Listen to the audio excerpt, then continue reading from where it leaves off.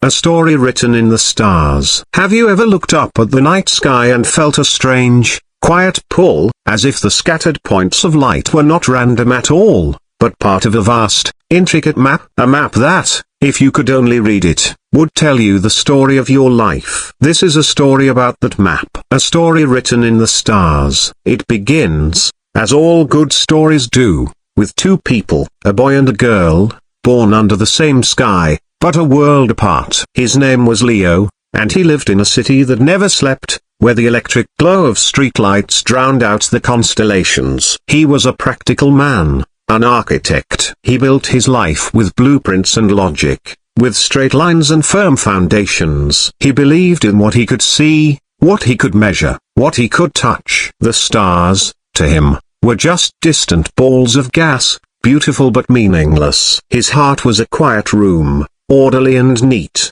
with all its feelings carefully filed away. Her name was Cassiopeia, Cassie for short, and she lived in a small coastal town where the Milky Way was a brilliant, swirling river every clear night. She was a dreamer, an artist who painted the cosmos onto vast canvases in her small studio. She believed in magic, in fate, in the invisible threads that connect one soul to another. She believed the universe was always whispering, if only we would listen. Her heart was an open window, letting in all the light and music of the world. They lived their separate lives, their paths parallel, never destined to meet. Leo's world was one of concrete and ambition. Cassie's was one of salt water and starlight. But the universe, it seems, has a fondness for weaving opposites together. One autumn, a prestigious architectural firm commissioned a massive art installation for its new headquarters, a celestial mural for the main atrium. They wanted something grand,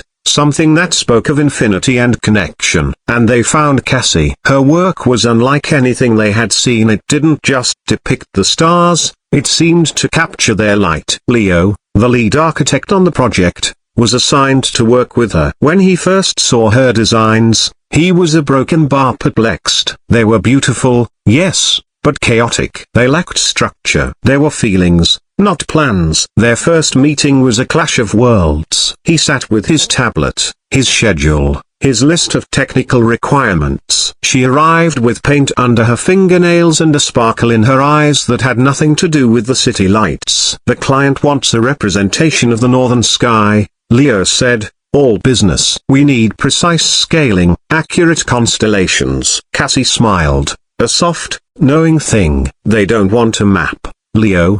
They want a feeling. They want to look up and feel wonder. They want to remember that they are part of something vast and beautiful. He argued for precision, she argued for soul. He talked about load-bearing walls and lighting fixtures. She talked about nebulas and the stories of ancient myths. It was a frustrating, beautiful stalemate. But as the days turned into weeks, something began to shift. Leo found himself looking forward to their disagreements. He started to notice the way her entire face lit up when she talked about Perseus and Andromeda. He began to see the logic in her chaos, the meticulous detail hidden within the seeming wildness of her brush strokes. One evening, working late to meet a deadline, the power in the building flickered and died. The city outside was plunged into an unusual darkness, a rare blackout. With the artificial lights gone, the world outside the massive windows became a canvas of a different kind. And there, for the first time in years, Leo saw the stars. He stood at the window, silent. Cassie came and stood beside him. There it is, she whispered. The original blueprint. In the quiet darkness,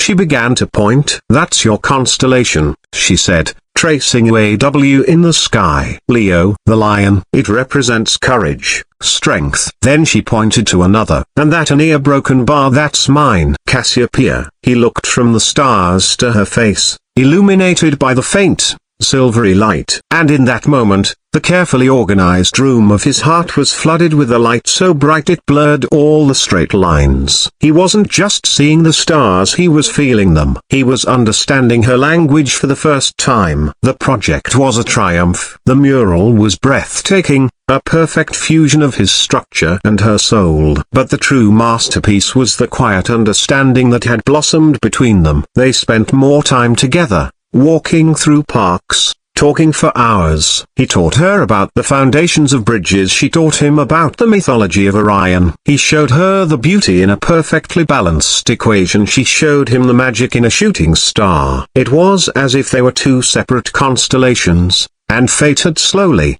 patiently, drawn the lines between them, revealing a picture more beautiful than either could have imagined alone. He learned to listen to the universe's whispers. She learned that even the wildest dreams need a foundation to stand on. Years passed. Their love, built on this newfound balance, grew stronger and deeper. On their 10th anniversary, Leo took Cassie back to the coastal town where she had grown up. He led her down to the empty beach, to the very spot where she had painted her first galaxy as a young girl. The sky was perfectly clear. The universe was on full display. He held her hands and looked into her eyes, his own shining with tears he was no longer afraid to show. "You once told me our story was written in the stars that first night we saw them together," he said, his voice thick with emotion. "And you were right." He pointed to the sky, to the constellation Cassiopeia. "That's you, the queen, the dreamer, the artist." Then he pointed to Leo. "And that's me, or our broken bar. It was me, the person I was before I met you. Practical, lonely, seeing the world in black and white." Then he took her hand and traced a new line in the air, connecting a bright star in her constellation to a bright star in his. "But you taught me that the stories aren't just in the stars themselves," he said. "The real magic is in the spaces between them, in the lines we draw, in the connections we make." He knelt down in the sand, and from his pocket, he pulled out a small, velvet box. "I don't want to just be Leo anymore, and you don't have to just be Cassiopeia. I want us to be a new constellation, one that never existed until we found each other. One that tells a story of a practical man who learned to dream and a dreamer who showed him how." He opened the box. Inside was a ring, and on its band, two tiny star-like diamonds were connected by a thin, golden line. "Cassie," he whispered, under the watchful light of a billion suns, "will you help me write our forever into this sky?" And as she nodded, her tears falling like stardust onto the sand, a brilliant meteor streaked across the darkness, a final, dazzling punctuation mark on their promise. The moral of their story is not that the stars control our fate. The stars are just the backdrop. The real story, the one that matters, is written by the choices we make, the connections we forge, and the courage we have to draw our own lines between the distant points of light. Our destiny isn't a fixed map in the sky. It is the art we create with our lives, the constellation of love and hope we build, one brave connection at a time. Look up tonight. See the vast, beautiful emptiness. And then, have the courage to pick up your brush and start painting your own stars.